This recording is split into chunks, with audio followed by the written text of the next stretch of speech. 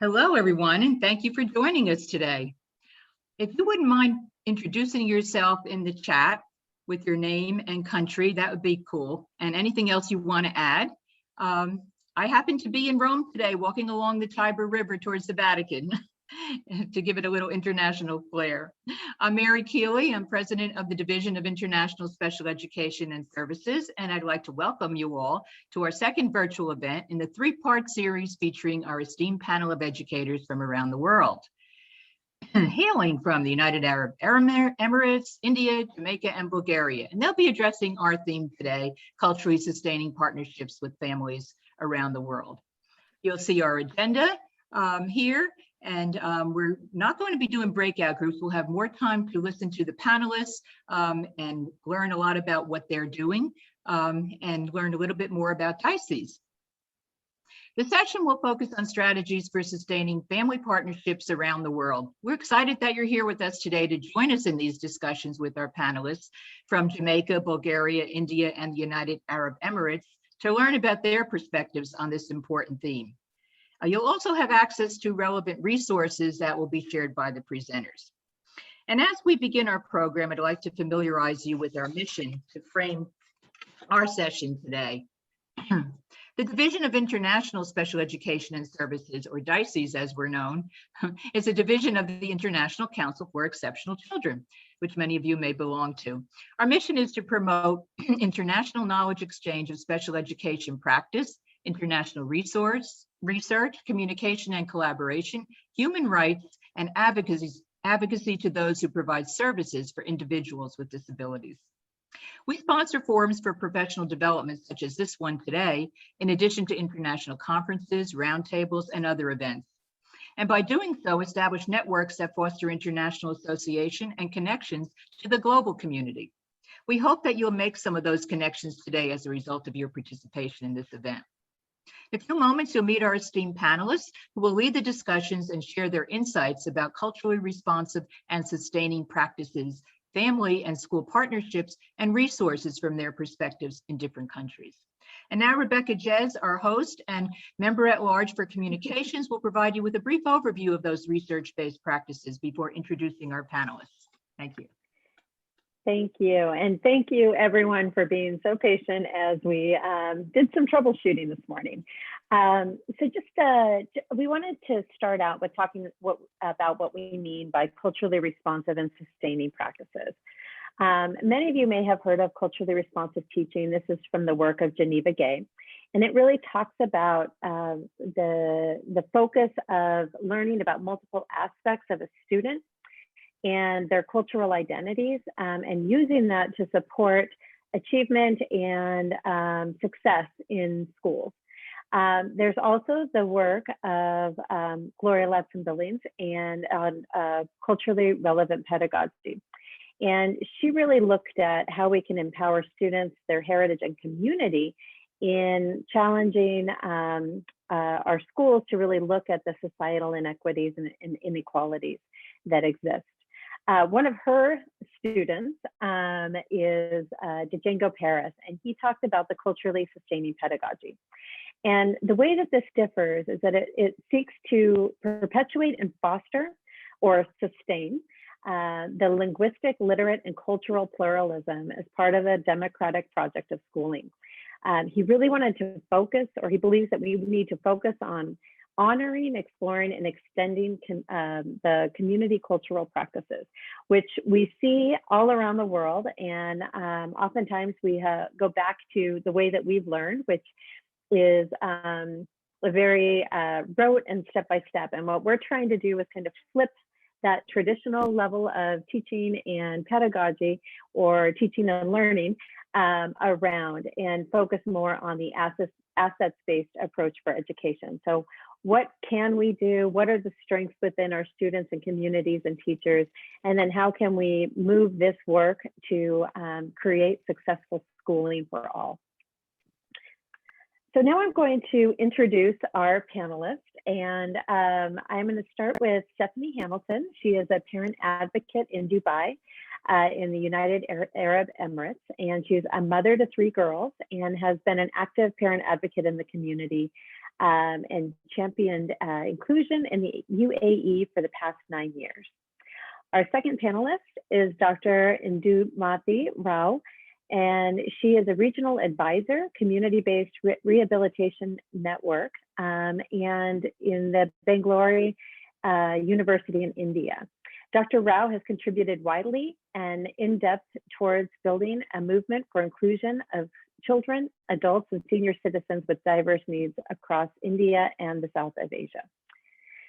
Next, we have Dr. Keitha Osborne, and she is a senior lecturer at Mico University, a college in Kingston, Jamaica. And Dr. Osborne has been has over 30 years of experience in teaching at the primary, secondary, and tertiary levels. And she's passionate about research and is an advocate for students with special needs. And finally, we have Eva Baniva, and she is the founder and CEO of the Association for Shared Learning, ELA, formerly the Center for Inclusive Education, which is a Bulgarian NGO working to support all children receiving quality education. She is also a teaching fellow at Sofia University in the Department of Education. So what I'm going to do now is I'm going to stop my share, and we have a few questions for our panelists. And so I'm going to start out by pinning the panelists so that we can make sure that they are featured here. They are featured here in our main window. See, and I'm looking now, and I'm searching the. There we go. And a pin, and we have one more. And add pin. Okay, here are our 4 panelists. There we go.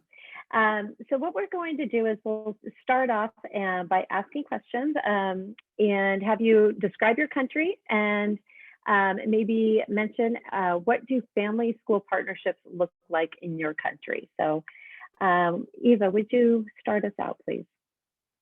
Yes, hello everyone, very nice to see you, and especially those whom I've seen before.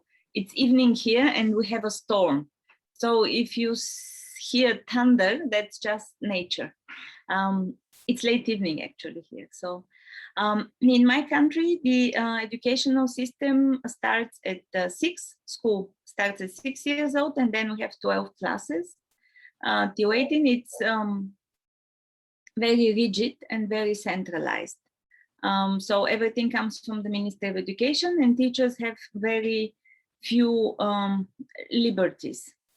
Actually, if they want to change something in school, including in how they cooperate with parents, they have to apply to become an innovative school.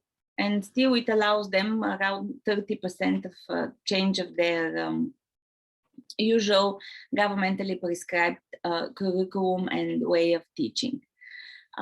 Usually, family partnerships and partnership with parents go by having a compulsory parental board. Every school has a parental board, and in well-off schools or schools in a community where there are people who are okay, not poor or not from a minority, those parental boards are very active. They have separate bank account. Parents participate a lot in the life of school, and parents of children with disability, including extended family, usually go to school with the child, assisting the child or helping the teacher. What maybe later I will tell you more about how it goes with the poorer communities and culturally diverse communities and minorities that we have, because that's a totally different picture. Thank you. And Dr. Osborne, could you share about Jamaica, and then what do family school partnerships look like in your country? Hello, everyone.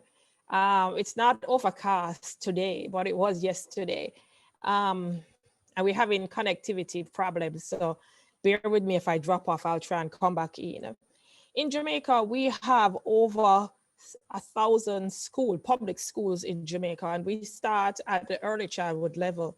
So a lot of children will start school by 3, 4, and we go up until 6th form, and that is like pre-university. So our students are at early childhood, primary, secondary, and then at the tertiary level.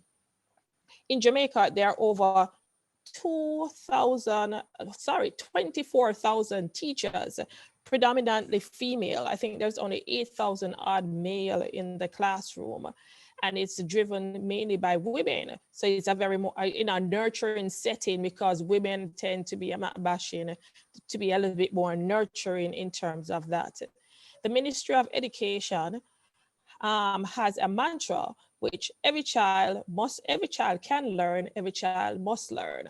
And we all say, maybe not at the same pace, but they will all learn.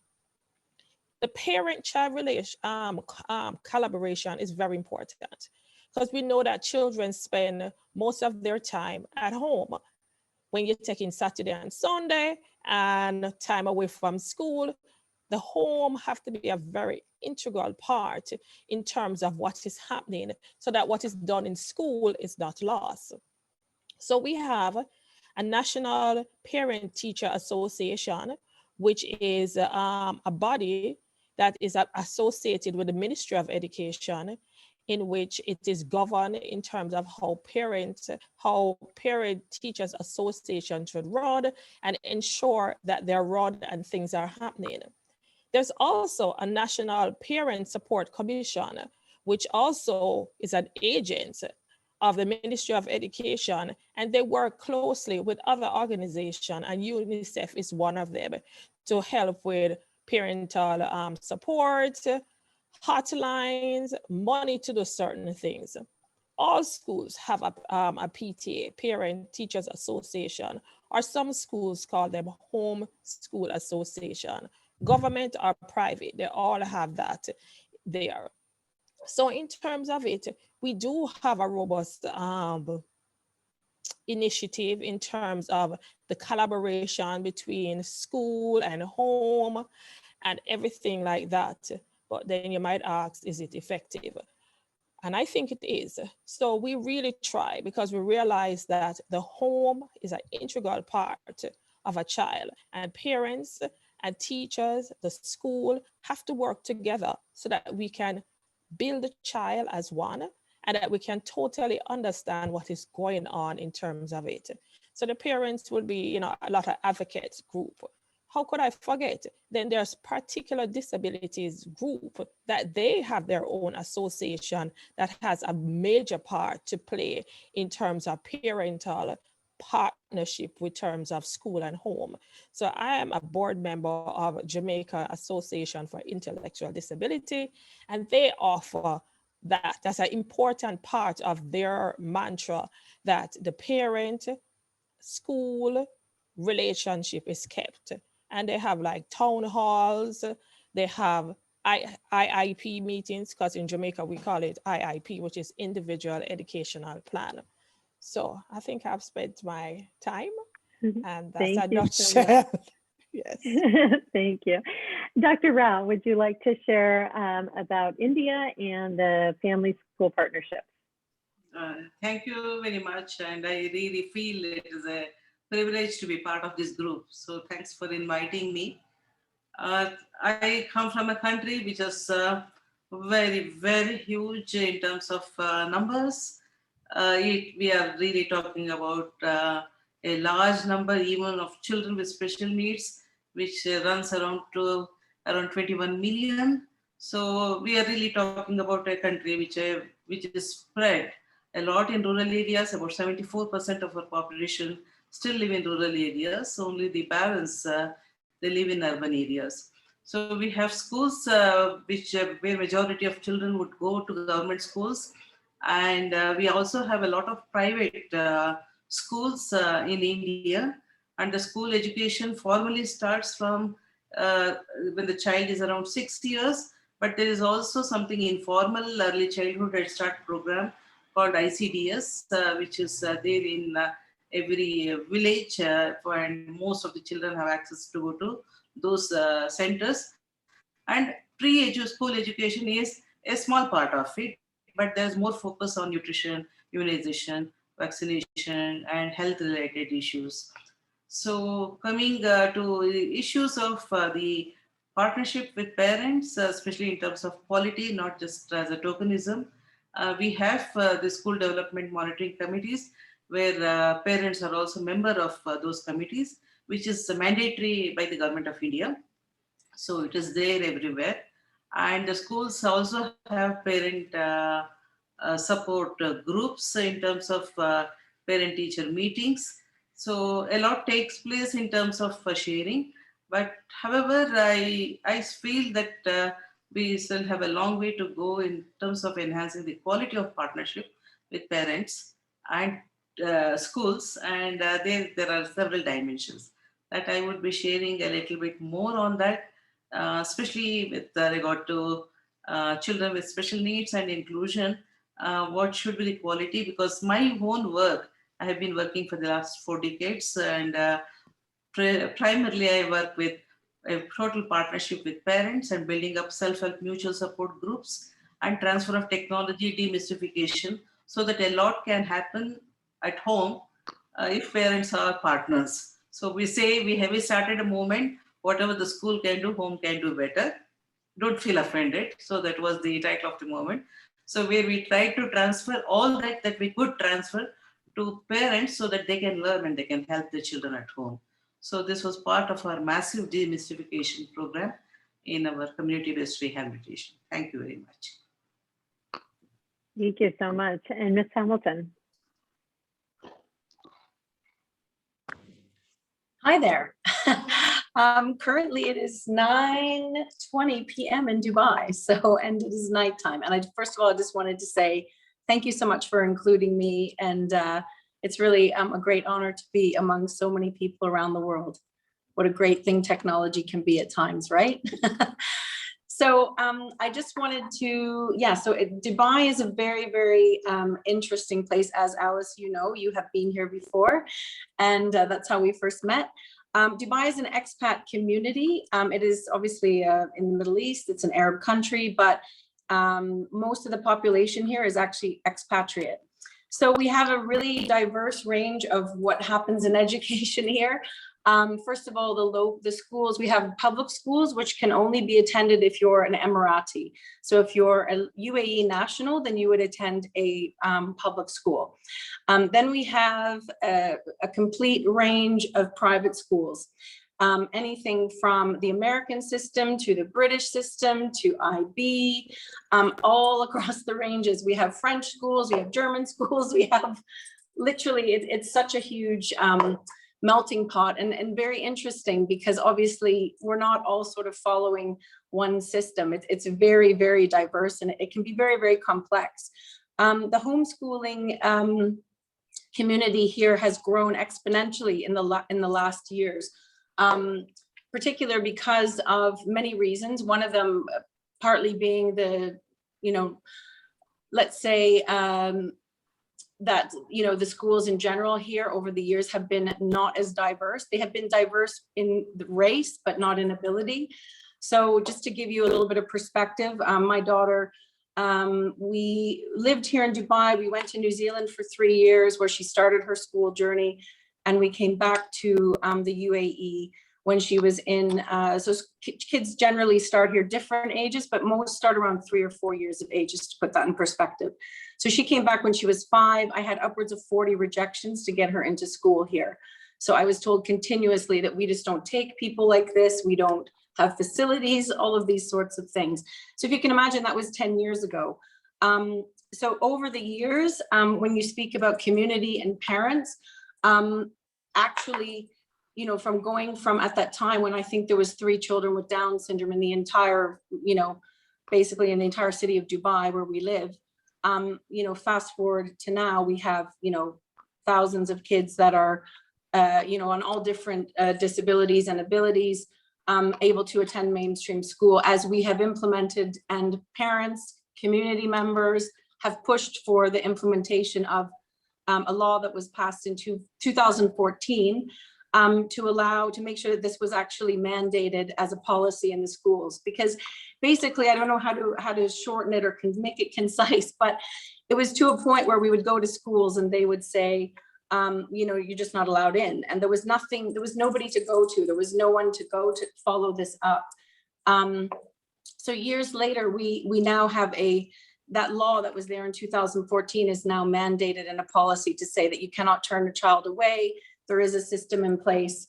So that's giving you a background of sort of how the schools work. It's very diverse. Many more children in the schools now. So we're really we're quite behind the rest of the world in many ways, which is interesting because we have such an incredible pool of talented teachers and people. So it's kind of being able to work around that and to sort of bring all this knowledge in and allow that to be somehow made into one centralized, I guess, one centralized system, but it's not really possible to do that when you live with such diversity in all different ways, right? So I guess the main thing is the great news is our children are able to access school now. And now we're on the next phase of, you know, going through their rights, looking at IEPs, which a lot of schools didn't even have those. So we're really quite behind a lot of other, you know, well, not necessarily Westernized, other countries who have had, you know, inclusion policies in place for a long time. So we're catching up, you know, little by little. But yeah, I guess I could say that in terms of parent influence, it's really, the parents are really leading this and driving this because it's a necessity. You know, if I served on my school board for 3 years, mainly for the reason of making sure and holding my school accountable.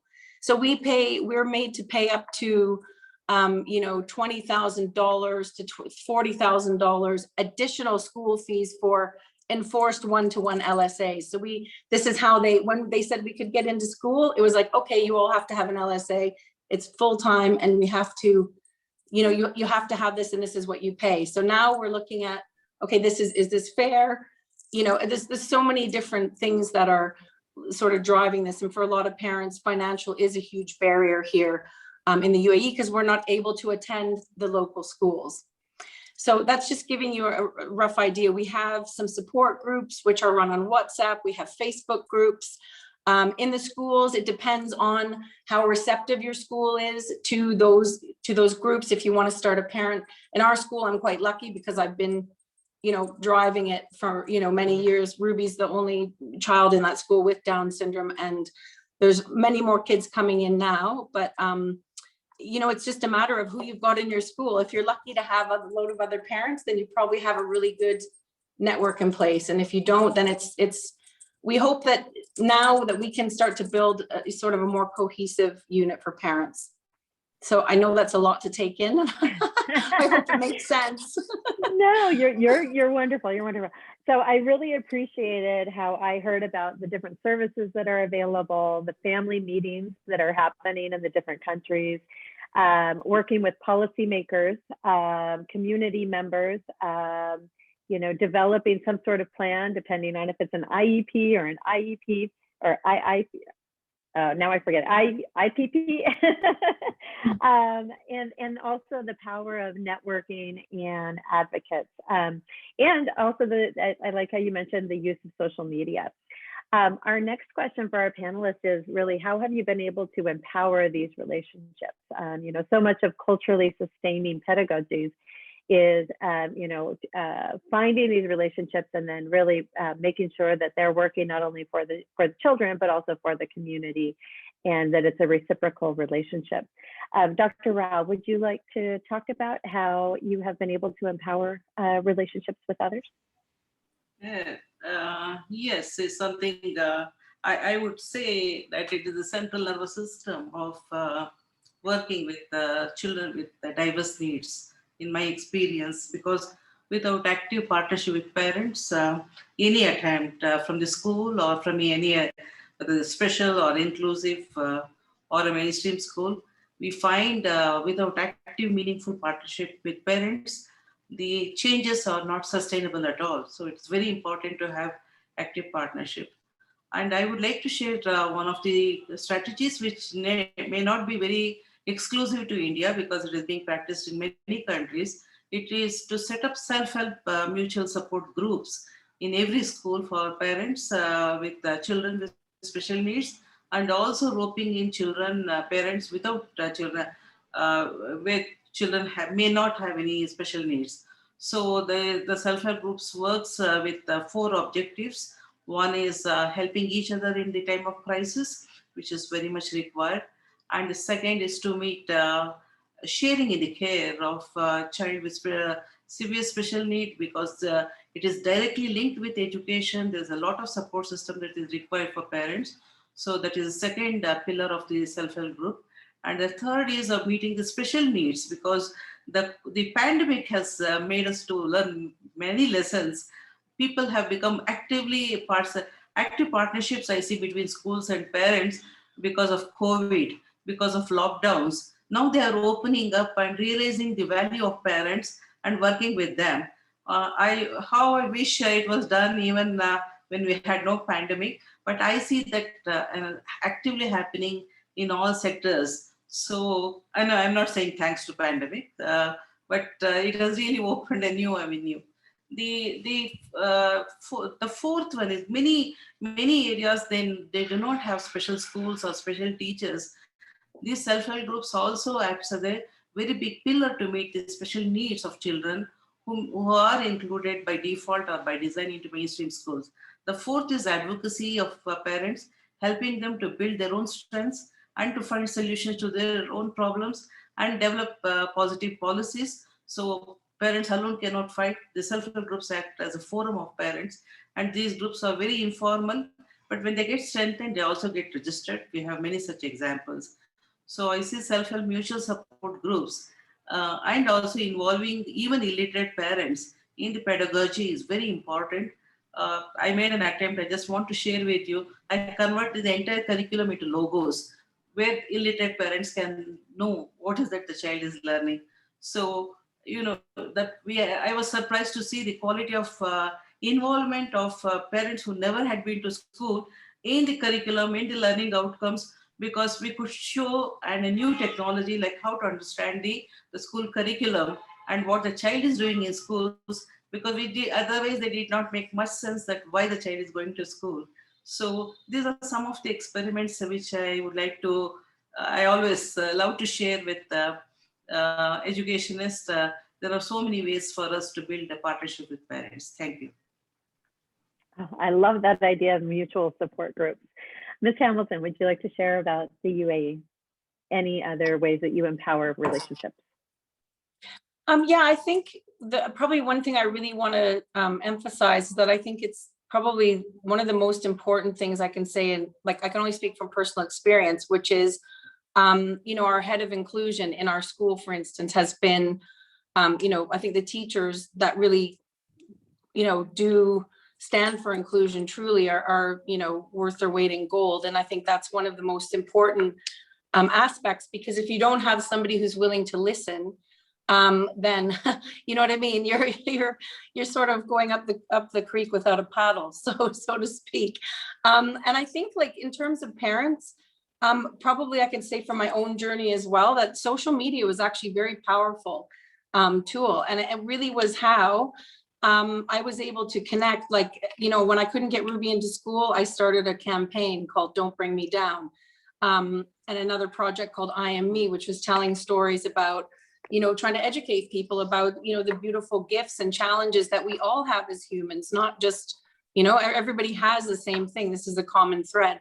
And I think what happened with that, which was interesting, was as these stories came out, I started to connect with, you know, special educators. That's how I met Marquita, who works for Sunshine Learning Disability Center, which is how I got connected to you. So again, it's really like social media can be a very powerful tool.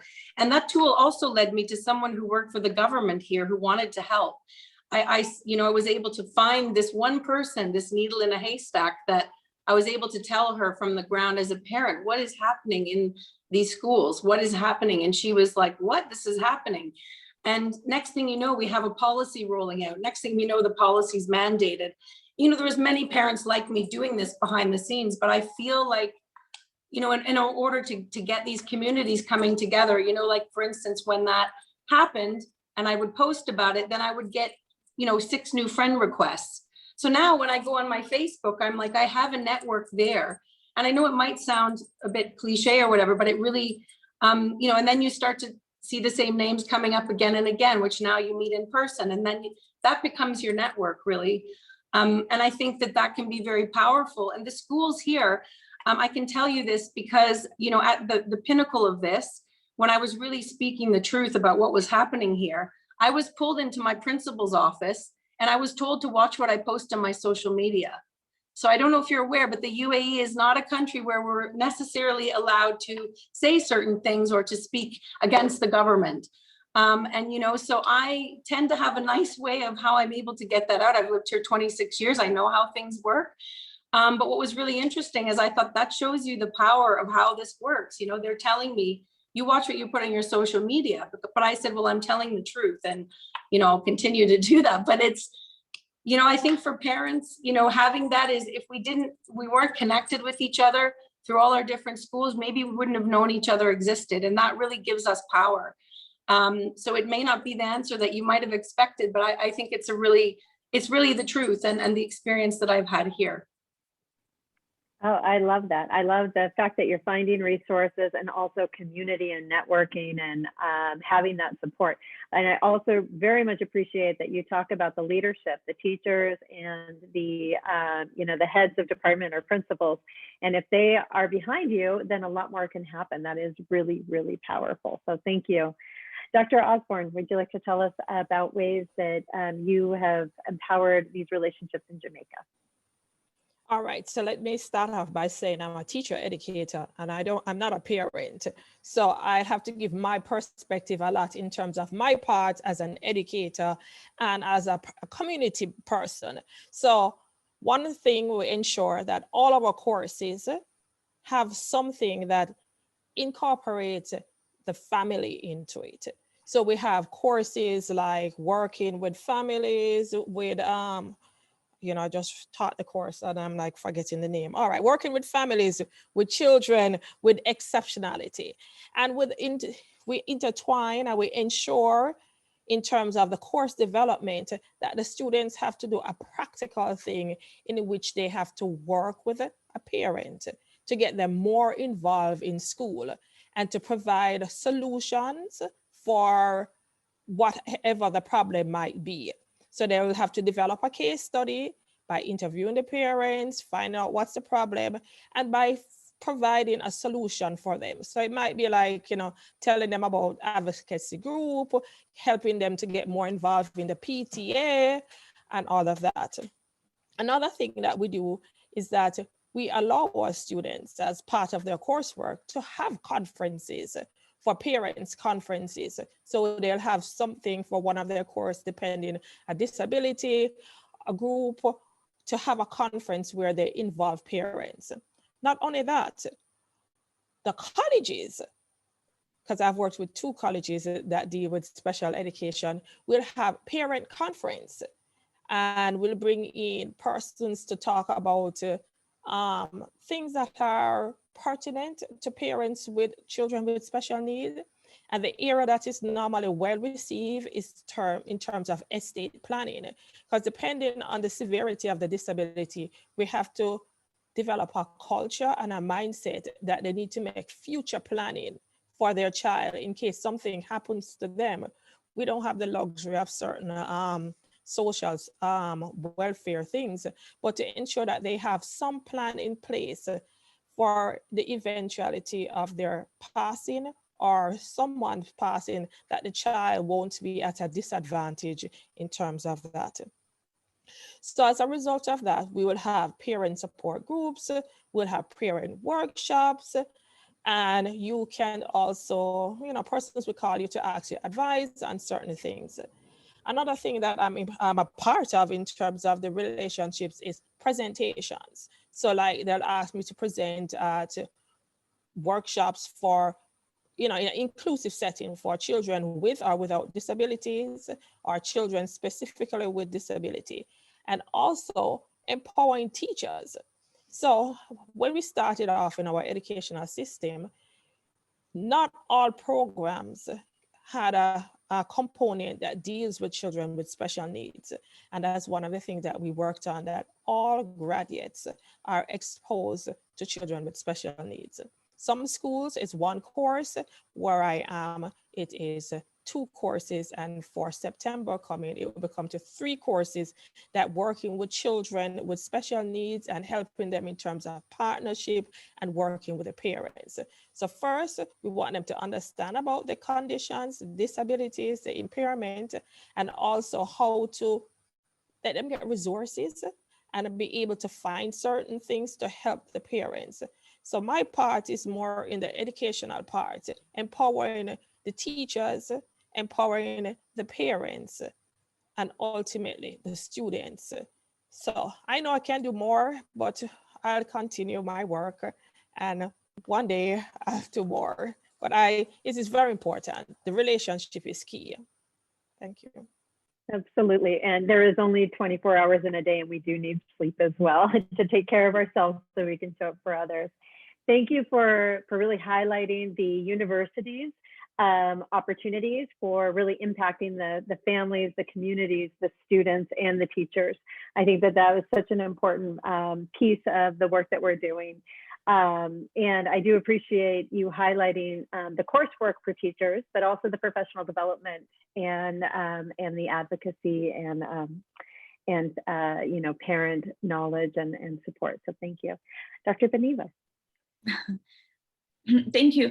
And Rebecca, this is a very interesting question. It made me think, and generally what empowers these relationships in Bulgaria, there are 2 main factors. One would be traditionally, historically, schools and teachers, they're kind of they're owned, they're the domain, they're the property of parents. After the Ottoman Empire in 19th century, usually all people from a village or a town would collect money or labor or materials, would build a school, how they see fit, and then somebody would go out and find a teacher and bring the teacher in to teach. So we kind of still have this mentality that it's the families and the community and the parents who own the school, and teachers are there to do the job. It's not vice versa. And the second thing is that in 2016, after 7 hard years of advocacy and hard battling, including in social media, inclusive education became imperative in Bulgaria. We fought a lot for that. So now, and we closed almost all special schools. So now no school, no principal can say no to a parent who wants their child enrolled in that school. If he or she does, then they can be sued by parents. So basically we have to cooperate, and that's what we do. When it comes, and there are many other factors, of course, that empower, but all the people who talked before me, they mentioned them. When it becomes really difficult in terms of empowering and connecting, is when we talk about the minorities that we have in Bulgaria, with the most poor. We have a couple of minorities, Roma is one, and the Turks and some others. Roma is second in number. These are people who we commonly call gypsies, but they're extremely poor. And although there is no commonalities between one group or another, they do not go to school, especially if they have disabilities. Education is not a value, and this is because they have to work. Children start to work really early, and girls marry really early, sometimes as early as 12. And it's not official, of course, it's illegal, but this is because their families get money for the bride, so to say. So getting these children in school, empowering parents to actually cooperate with school when they themselves rarely went to school is really difficult. So we have 3 main strategies that we employ together with our partners, partner schools and principals. And one that seems to work, and then I'll be very interested to see whether you have it in your country. This is, we have educational mediators. So we have people from the community, usually young people who are educated, but we use grandmothers too, or older people, who serve as a bridge between the community and the school. They can be a translator in the class for the child. They can be assistant for the child. They talk with parents. Sometimes they would receive a list of children who are not in school, so they will go visit them in home. And sometimes they will wake up all the children in the morning, collect them and bring them to school. This is also something that they do. And without them, it will be impossible to have children, especially children with disabilities, because they're considered shame for that community. So they would prefer to hide them. So this is one strategy that really works. And another is to work on mutual trust and respect with the community, and that takes time. And for the principal, and because it's a very hierarchical community, it means the principal and nobody else should go to all the possible weddings and other celebrations. And we have this kurban thing, which is when you want to thank God for something, you make a huge soup, you invite everybody, and then you should they go there, the principal and all the teachers, and I went on many occasions. And then you go to women, to grandmothers weaving, knitting, sewing circles. You also invite them in school to knit, to weave, to cook. You invite fathers to help with the labor, mending labor. And just after that, children might start coming, after you've earned the trust and you've shown respect. It takes time, but it's absolutely worth it. Then it becomes the school for the community, segregated although, but at least all children can visit. And then the third one, what was it? Yes, and that is this is very, I really admired it, because many children really can't go to school because even not only they have to work. What one girl told me, and she was 12, she said, but lady, even if I finish school, even if I go to 8th grade, and I'm very, very, very lucky, I will be able to sweep the streets of my town. And this is true, they do not have access to the labor market. So education is useless, but working is not. And because they pick snails and mushrooms and herbs and flowers, because snails and mushrooms, they're edible, they grow in the wild, and we sell them to France and Italy. So they pick them, and this happens in spring and when there is rain. But because our educational system is very rigid, they have to graduate in June, which is not possible because they miss most of all spring months. So in many schools, we've reached this not very official agreement between the parents, the families, and the school, that the school just formally works during spring, but not really. And the real teaching happens in July and August, when it's too hot in Bulgaria to actually work or be outside. But because our schools are mostly old, these stone buildings built in 19th century, it's cold, it's cooler inside, it's a good place for children to be. They get fed and they actually compensate everything that they missed. And this actually, this mutual finding the way and navigating and compensating actually empowers the most difficult relationship. Oh, I love that. And I think that, really talking about that mutual respect and trust, and then also the flexibility and finding people to be that mediator between the school, which is usually an institution, and the community is so powerful. So thank you for sharing those ideas. So this is our last question, and then I think we can just move us to a whole group discussion. And hopefully, if you are willing to be a note taker in that time in our slide deck, that would be great. If somebody wants to let me know in the chat that they would be willing to do that on our slide deck. But our last question for the panelists is, what would you like to see in the future? And this time we'll start off with Dr. Osborne. All right, thank you. It's such a wealth of information being spoken, and I'm hearing, and I'm happy to be a part of it. What I want to see in the future in terms of parent, family and school partnership. One, I really want us to have full inclusion. I think that there's sometimes some segregation, some differences because we're talking about children with special needs versus the children with special needs versus the children who do not have special needs. The relationship, you tend to find out that the family school relationship tends to be a little bit more greater in the special education schools because they are smaller.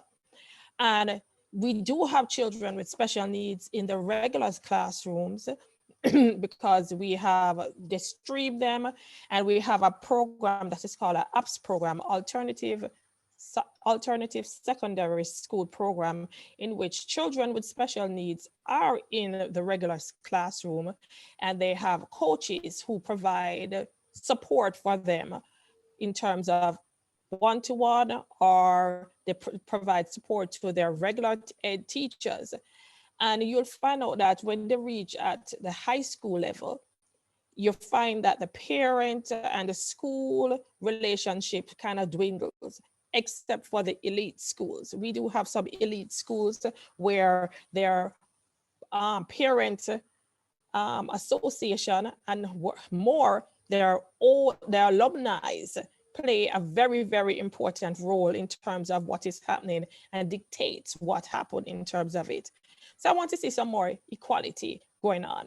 And I think if we have inclusion, a little bit more equality, so we'll have a balance from the different groups of persons who are advocates and are very strong in certain things, working together for one. Because we have some schools that, because of their old boys, our alumni, or their parent support groups, or their PTA, they're stronger and they're able to get more things done for the children, for the school. While other schools that are not that, they struggle. So there's not sometimes equality in certain things. So they all have to do the same tests. They all have to follow the same curriculum. But at the end of the day, some schools, because of the family and school relationship, they are in a better position to do better in school because they are provided with the labs, additional supports. They might pay for additional teachers or paraprofessionals or individuals to be there to help them in terms of it. So I just believe if the divide was where it was equal among each group, it would be a little bit easier. So that's what I want to see. And one of the ways that I think this can work, we might have to give incentive. We might have to give incentive and make it very important, or make it mandatory, as I hear what other persons, panelists saying, that it is compulsory that they have to be a part of it and they have to attend. And then another thing we need to have is some accountability. I think that's why some parents don't get involved, because there's no accountability in certain things. So some persons would always outshine the others, and then the other person would sit in the background and just let things slide. They all have to be accountable for it. And also the teachers also have to play an important part where they're accommodating, they're willing to help. I'm not saying they are not, but a little bit more in terms of it, that they lend themselves a little bit more, that parents want to become more of it. So it's like a buy-in. You have to help them to see the importance. And we just know that if the two of them work in harmony, it would be so much better for the children. Thank you. Thank you. I agree. The accountability is such a big piece around this. Dr. Vaneva. Yes, obviously I would like to see more accountability, but I would really like to see more teachers from minorities employed, and also teachers with disabilities in the classroom. I think this would be very important to have such role models for children and for parents, so that we don't talk about exclusions and inclusions and minorities or disabilities, so that there are more teachers like that. And obviously more joint events where parents and teachers can share different points of view. I think we do a lot of things together, but actually being able to understand the two different perspectives is still missing. So I think these are my two main hopes. Thank you so much. And Ms. Hamilton. It's a great question, and I love what both of the other panelists had to say. I think it was really valuable, and I think like the number one thing for me here with our experience living here in the UAE is to move away from a more, it's a very result oriented. No matter what curriculum you're in here, it's very high success driven. Sort of, that's the way things are driven in the schools. Everything's about results.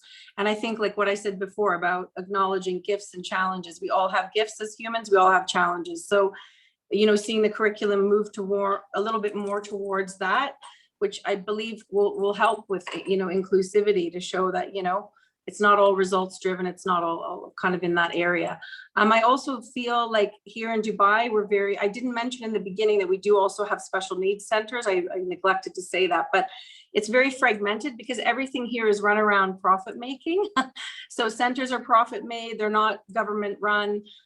Schools are profit driven. And this really becomes a barrier because when you have that, it's like McDonald's against Burger King. It's like, it brings a competitive sort of attitude into the arena. And I think like if we can start to move towards a more collaborative space, and it's so frustrating because we are sitting in the middle of like the biggest gold mine of all these nationalities. Like we have 96 nationalities at my daughter's school. Like, come on. I mean, like we have this, look, there's four of us on this panel from different parts of the world. And look how much wealth there is within that. Like, what if we could bring everyone together and just, it's really about collaboration. I would really love to see more of that. The schools here are governed by what is called the KHDA, the Knowledge and Human Development Authority, which is run by the government. Again, everything's run by the government, but if you can imagine, the government entities don't speak to each other either. The Ministry of Education is an entity in KHDA. You go to them, you speak to both of them, they don't know what each other is doing at times. And I probably step a little bit out of line saying that, but there has been a lot of progress on the positive side. We have seen huge, development in the last, 10 years, like massive. So I really want to say that the UAE really is trying. But I just feel like collaboration and more bringing people together, like the conference DISES is going to be held here next year. And there's such a wealth of amazing people here, children, teachers, parents.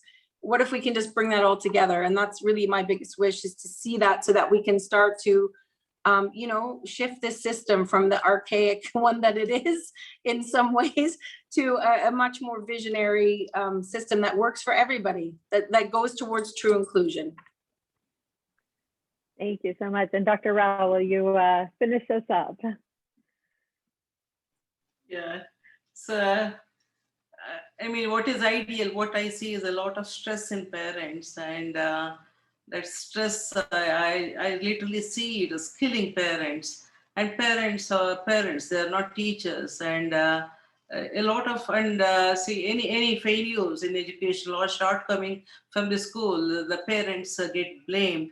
And this stress, which I see in India and a few other countries where I work, it is something, unless we control that and unless we really look at it more, to build the school and the family as equal partners, because the school is not superior when it comes to relationship. We are all working for children. So the stress is too much in the present parents, and also expecting too much from the parents, and also making parents feel guilty for the failures of the school or of the child. All that is playing a big toll, where many parents want to move to more of homeschooling because of the stress. They are not able to cope with the stress that is created by the school system. I feel that is a very important and serious issue, which we really need to look at, how the school can really have equal partnership, which is based on equality, non-discrimination, and build a convergence where we look at the role of family is it is something very different from what the role of the school. So we should not expect the homes to become schools. So that is something an area of serious concern, and that really adds a lot of need for reforms in teacher training. How teacher training looks at partnerships, I feel it is a very tiny part in teacher training programs. I think that has to be given a lot more importance into the teacher training curriculum, how to build meaningful partnership with parents and not to blame, not to make them feel guilty, especially with children with disabilities. Every time they are made feel guilty, sometimes they give up and say that we don't want to send them. So this is a very serious problem all over the world. And I also see that in India, we need to work on that. Thank you. Wow, thank you so much. I heard find more diversity in the teachers that we're bringing into the classrooms. I love that idea, the idea of collaborating and increasing collaboration. And then also creating a safe space for families to actually be part of a partnership. And then of course, reforming the teacher training. So all wonderful, wonderful points.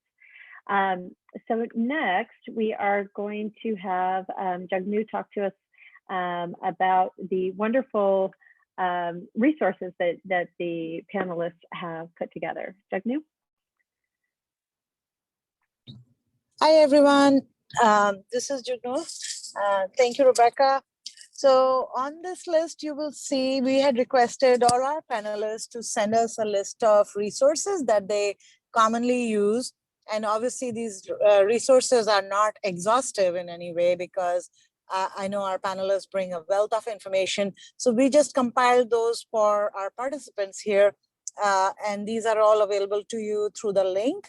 So they are in order, you can see, and they're mainly, a lot of them are websites, but there are some articles as well. So happy exploring those. Thank you so much. And we'll be sending those out with with the thank you email at the end. And I can also actually put it in the link in just one moment.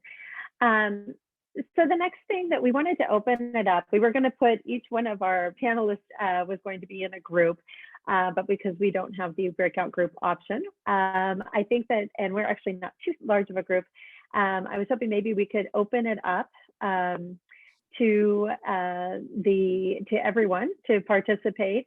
If you want to either in the chat, Mary, I'm not sure if you've been able to go through and read the chat, if we've had any questions that have come up for our panelists, or if you want to unmute or write in the chat any questions, comments, or thoughts. And then also, if you want to start thinking about, because we do have about 20 minutes, if you want to think about any culturally responsive practices, so practices that are happening in your area, or ways that we can sustain partnerships, so strategies for sustaining partnerships. And so I'm going to stop sharing and I'll actually put that here. So please tell us about the culturally responsive practices and or strategies for sustaining partnerships. And so, Mary, did you see any There haven't been any questions, but there have been comments, and that's a great lead in, Rebecca, in terms of how parents can be involved and what people have done in terms of their experiences of involving parents and having them share in the partnership. So there's several people who wrote in the chat what they do. So I think it would be great if they could share that out with everybody and maybe describe that, from co-teaching to guest speakers and other ways to be involved. Very exciting. Hi, I have a question. Well, actually, I have many questions, but I'll start off with one first. I am Audrey, and I'm coming to you from New York City. So one of the biggest challenges for us in my school to getting parents to encourage parents to get involved or to collaborate with us is that parents have to work. It's always like a career choice, or they have to choose between attending school events and staying work at late and so forth. So I was just wondering if the panelists can speak a bit about parents in their respective countries, in terms of their career, work, and how does that also impact parents to get involved? I could answer that. All right. In Jamaica, with the pandemic, we have a lot of parents who are working, a lot of parents who are not working. I'm having a feedback.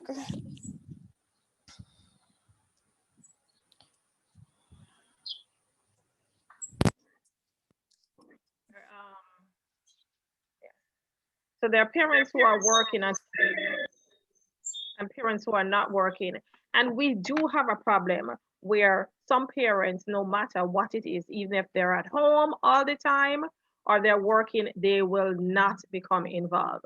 I think, can I say this, that sometimes some parents are anti-teachers, anti-school. They're thinking back on when they were going to school and what happened and what this teacher did. And some of them, based on where you live, you'll continue going to the same school. And you might have the same teacher, because I'm in here teaching, 30 years. So I have taught children of students that I have taught before. So they do have sometimes that they have that as a negative thing against them, where they don't want to become involved, because sometimes they might think it's, and I'm not saying it's all cases, they don't see the value of certain things. They don't think that their voice is heard. So there are numerous things why they don't become. One, they might not be in agreement with some of the policies of the school. We were in lockdown for a period of time. Schools have been closed. Most schools in Jamaica have been out for a year now. And the students have to go back into school to do their exam.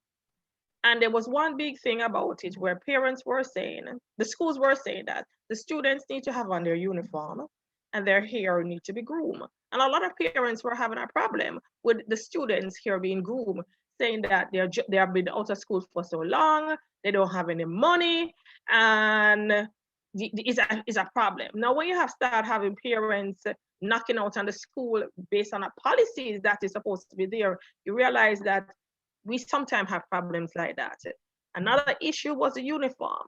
Some schools have to make a little variation because the students have been home for a year. They're going off on summer break. So it don't make any sense for them to get new uniform because most of them would have outgrown their clothes. I have outgrown my clothes by staying home and gaining weight in terms of it. So there's a whole dynamic why parents, you see, when you value education, it makes a difference. And where you see that where education would take you, it makes you a difference in terms of a parent. Some parents really don't value education. School is for school. Teachers must do their work. We're being paid. Because even during the pandemic, they bash teachers that teachers are home doing nothing. All right. And they're doing all the work and they should be getting some of our pay in terms of it. But the parents who value education, they step out and they make a difference in terms of it. So I think it's a lot in terms of how you value education. What you see will bring your experience as a child going to school. That has a lot of intertwined. I hope that makes sense in terms of what I'm saying. It's a whole thing with mindset. And that's why the school and the parent relationship have to be one where you educate them and let them move from one way of thinking to let them see another way. So it's not no dictatorship on your voice. Sometimes parents want certain things happen, but there are policies by the Ministry of Education that the schools cannot break, Where when I used to at the high school, there were certain policies. I totally never agree with them, but I am working for the government. I have to follow what they say. So there could be a whole lot of things. And then you'd have parents bashing us. And I'm just saying, I'm the messenger. I got to do what they ask me to do. So some parents really don't see the value of education. They have been hurt. They thought it was hard because our school system in Jamaica is hard. It's not no walkover and rigid and in terms of certain things. So some parents have a little resentment. Teacher did do me that and my child not going to go through that. And no matter how you make everything enticing and you give them snacks and whatever, it's still not carrying them there because they felt burned from before. My 2 cents. I can Can I add. add something to, can I just make a short comment about that question? Just a quick point about the UAE here is that when you talk about parents, their involvement, a lot more parents here are able to, with the expat sort of situation, are able to not be at work. But although in saying that, that has changed a lot in the past few years, and more parents, more women are going to work than what they were before. But one of the biggest points that I wanted to add to that was that here in the UAE, probably the biggest challenge is not necessarily the parents, whether they work or they don't. It's that whether they don't know what their rights are, because we're so far behind, or have been, like, not so far behind. Let's say we're younger in our inclusion journey, that a lot of parents, you know, let's say they've moved here 10 years ago, they've had a child 5 years ago, and now, you know, their child has a disability. Well, they don't even know what their rights are in their respective country, because they haven't experienced that in terms of what's available to them in services and, you know, et cetera, et cetera. So I think one of the biggest challenges here with that for parents is actually knowing what the rights are. And then when they do know what their rights are, they're often afraid, because the court systems here, for instance, they're in the language of Arabic, they're not in English. So it's a really, like, interesting dynamic here in terms of if you have an issue of wanting to understand more about what your rights are in terms of inclusion. So that's kind of something to add to that.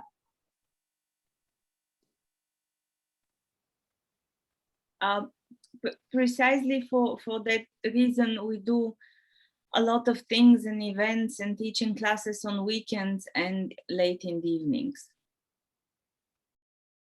so that working parents can join.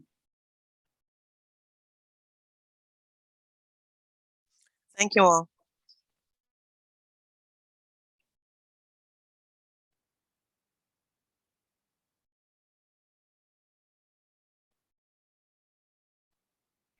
Does anyone else have a question? Or Mary, did you see anything come up in the chat, or any comments that you'd like to highlight that are in the chat maybe? I think there were several comments and suggestions, as I mentioned before, from people who have had success with engagement in parents, and I think it would be a good idea for some of those comments to be shared. And I think that would be something that people can just jump in on. In Ohio, we have a project called the Parent Mentor Project, and that project was run by the Ohio Department of Education.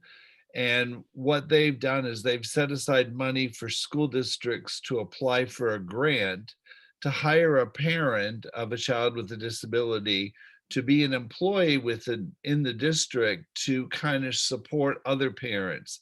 So as parents are going through the special education identification process, there's a parent who they can talk to that's very helpful and is nurturing to those parents who are just experiencing all of the special education issues for the very first time. So I think that's one thing our state can be really proud of. The second thing that I really enjoy, and it goes along with what Dr. Osborne was saying, is that I'm a university professor also. And when my university had money, I was able to employ parents to co-teach with me in my classes. So I would, when I was teaching the special ed law class, I would have a parent and a teacher who would co-teach with me.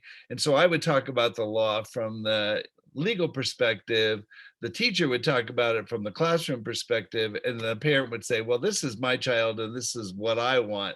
And it was always a very rich experience for our students. So I think those are a couple of things that I'm familiar with.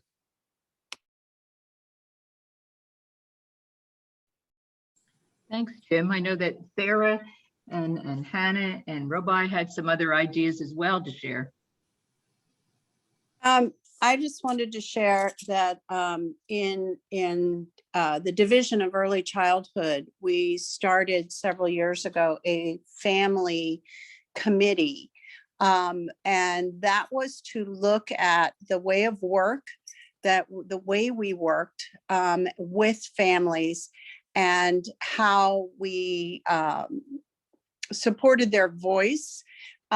We ended up sponsoring several families to attend the DEC conference and paying for their registration to come.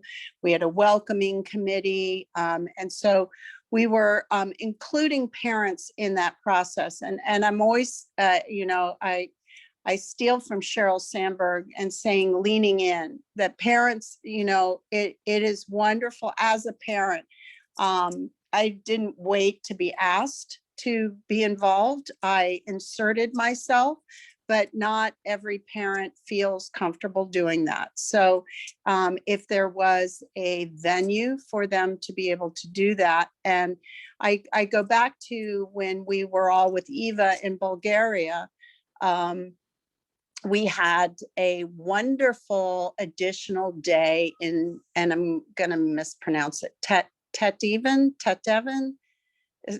So with teachers in a more rural community outside of Sofia, and it was a wonderful day. In fact, I think we could have done another day where, you know, those teachers that attended it taught us what they were doing, you know, that it would be more, you know, collaborative. But if I take my idea even further, maybe having that kind of event with parents, and everywhere there is a DISES conference, perhaps in addition to a service day, or maybe it could be afterwards. If people can't stay, they can't stay, but we could do that where we're collaborating with teachers and parents in an additional conference day, like we did in Bulgaria, but just expand it so that everybody's part of the board table. You know, does that make sense? That makes excellent sense, Hannah. Thank you so much. We did have a question here. I wanted for Eva, I believe. Let's see. Okay. Are all students included in general education classes, or are students with more significant disabilities educated in a separate class that is located on the same school campus? We have both, and actually we have three options. They can be in the same class. It depends on the school. There are some schools who make separate classes with less children, for example 5, not more, 5, 6. And then we also have remaining couple of special schools who are not called special schools. They're called something else. They're called centers for personal development and growth, or something like that. They're masked special schools. They do function. They're for children with severe disabilities, and they have their own transport and more elaborated facilities. So we have the three. But outside of Sofia, in smaller schools, and you have to have in mind that Bulgaria is less than 7 million people, like the whole country, and it's not that small. So our schools are usually small. So most children would be included in a general class. There won't be that many children to make a separate class for them. Thank you. Very interesting. May I ask, is that across in other countries as well? In UA, also in Jamaica and India, where you have the students with disabilities lumped in with the students with non-disabilities? Because here in New York, we have an entire district that caters to students with severe disabilities. We call that District 75. And if you have severe physical disabilities, or you have severe intellectual disability, or you need help with toilet, whatever it is, you know, District 75 is basically dedicated to supporting students of that nature. And then in the non-District 75 schools, we have students we have 2 teachers in a classroom, what we call a collaborative teaching. And we also have smaller classes, which we call self-contained classes. And then we have, programs where we can pull students out, to provide one-on-one support with them. So I'm just wondering, is that across the board for the other countries as well, where you have both students with disabilities and students with non-disabilities in the same classrooms? All right, I can answer. For Jamaica, we have a variety. We don't practice full inclusion, but we do have some schools that are inclusive. And we have those in private as well as public schools. We have special education schools that where the entire school, the children have disabilities there. And then we have specialized schools for a particular disability, like for the school for the deaf, they're normally by themselves. Persons who are visually impaired, which is run by Salvation Army, they are by themselves. You might have some students at those schools who don't have that particular disability, especially siblings. Sometimes you find at these specialized schools for specialized disability, you might have a sibling attending, like for visual impairment, so that they understand in terms of Braille and how to communicate with them. Those who are deaf and hard of hearing, you might have a sibling there who will know how to sign, will learn how to sign in terms of that. The majority of students are with special needs are in the regular classroom where support is given through collaboration. At the secondary level, as I mentioned, we have the APS program, Alternative Pathway to Secondary Education, where you have a pathway coach who is assigned. They normally have 2 pathway coaches assigned to a high school to provide or to help the classroom teachers with assessment, teaching strategies in terms of that. So we do have, we're not full inclusive. We do have some schools that are inclusive. We do have specialized school. We do have, depending on the school and the money that they have, they do have self-contained class. And you will find a lot of students with disability in Jamaica who are undiagnosed. So that is one of the reasons why we have to practice intervention for all, because you don't know. Because we have most of our children with disability are unidentified. So we have to be able to cater to all our students. So you have to take it as it is. You don't know who has a disability or not, because that's the unfortunate thing. We do not have enough persons to do the assessment, and it's taken a while. So we do have a lot of children without disabilities. And sometimes, can I tell you, it might be for the best, because labels sometimes limit students. So if they don't have a label and you know that they're a human being and they're a child or a student that needs to learn, you as a teacher, and that's what we teach. One of the courses that I teach to all the teachers at the Teachers College is called Introduction to Special Education. That you don't know what they have, we cannot diagnose, but we have to cater for all of our students, and we have to find a way. Thank you.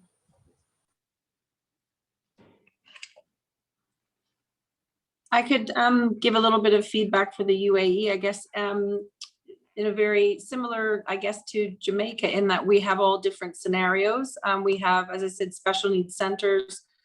In my daughter's school, it's kind of hybrid. She has some classes she has with her peers, more things like drama, PE, because she's in secondary school now. So in primary school, it's probably a little bit easier to do the adapted curriculums at the younger ages, but as they progress through, we're in the British curriculum, which is actually my other daughter, who is a neurotypical, who's 20 now.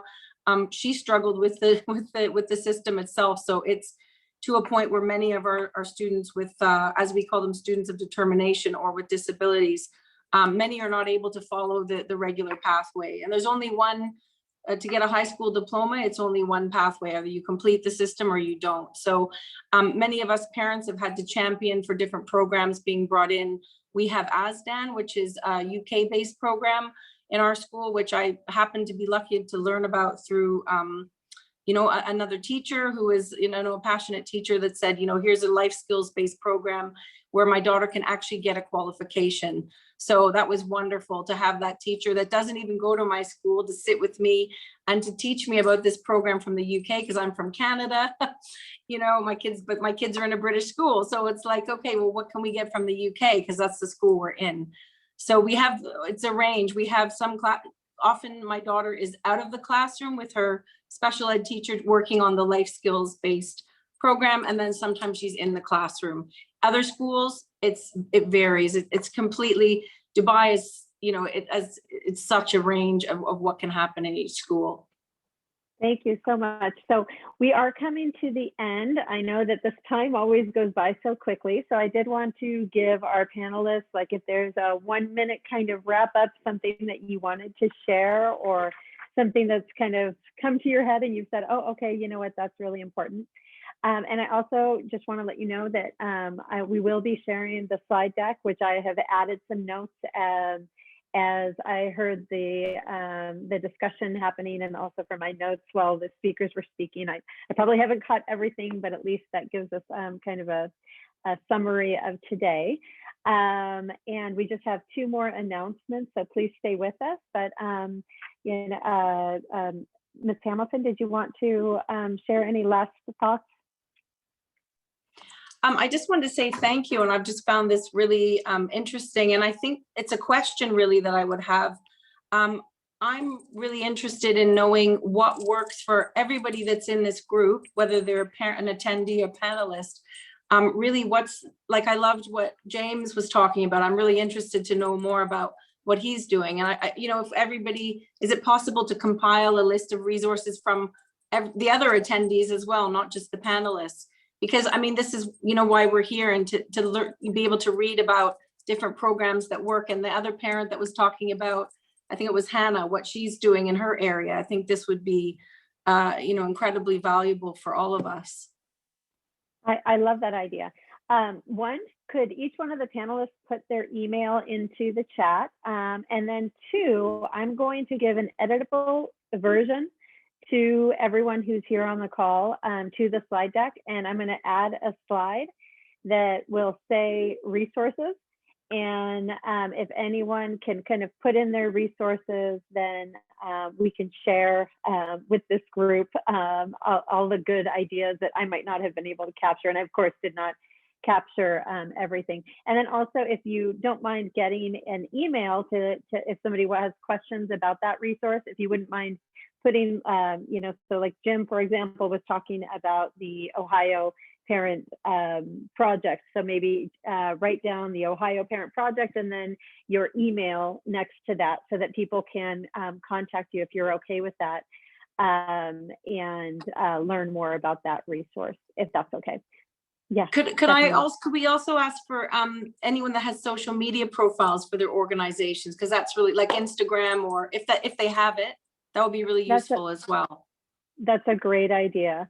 All right. Well, I'll put different categories in there. So just give me 1 moment, and then I'll make sure to pop that in the chat.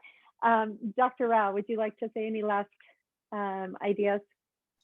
I just have a request for the global community. India has come out with a very progressive national education policy in 2020.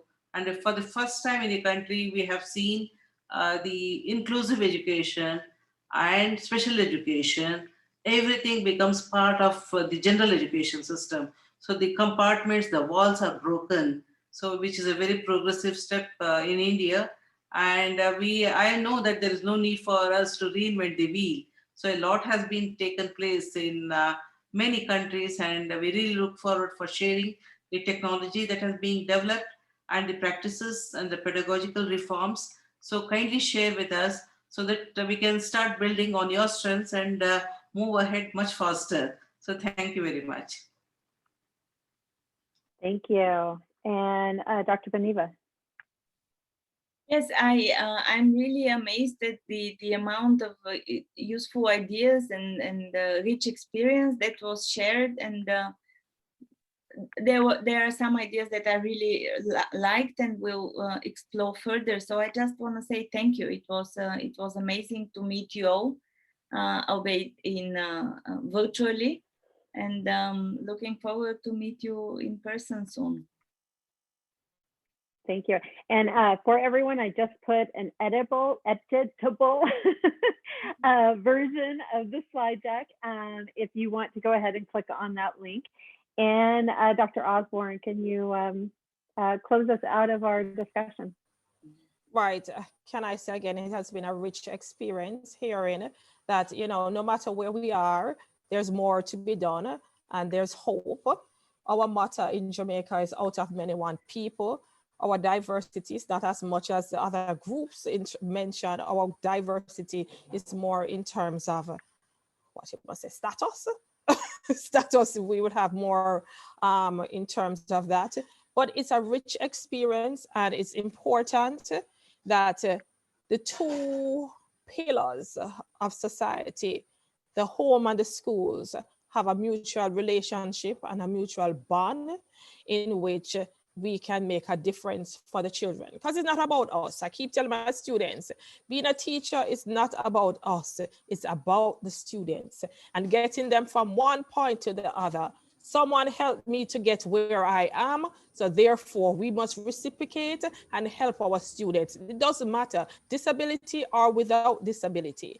And the only way it can go together, if we are together. If we're divided, nothing will happen. Those are my 2 cents. It was really nice being here. Thank you. Thank you. Thank you. Thank you. I really feel honored to be able to be with all of you and able to moderate this. So as you can see, I've got the whole group discussion, some notes that I took from that.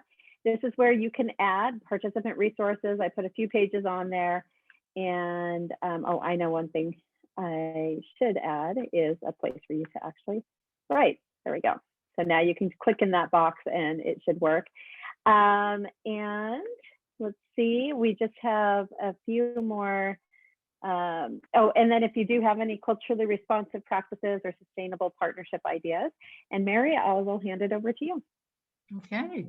I want to thank everybody for their participation. It was a wonderful group and very enriching and enlightening. And I think that our work begins, but it never ends. And one comment that was made, it's all about the students. And I think together we can really partner and bring this agenda forward. This is just the beginning of a very broad conversation and very exciting one as well. So thank you all. We have a few events coming up.